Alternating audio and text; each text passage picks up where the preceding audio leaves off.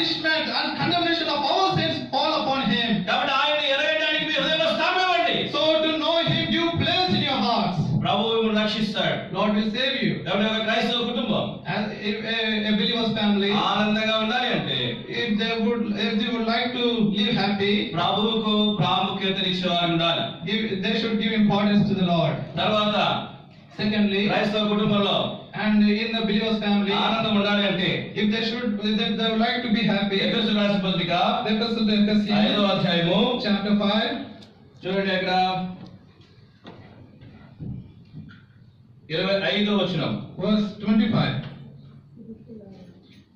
ఎవరు చదవగలిగితే చదవండి. పురుషులారా, మీరును మీ భార్యను ప్రేమించుడి, అటువలే క్రీస్తు కూడా సంఘమును ప్రేమించి అది కళంకమైనను ముడత అయినను అటుది మరి ఏదైనాను లేక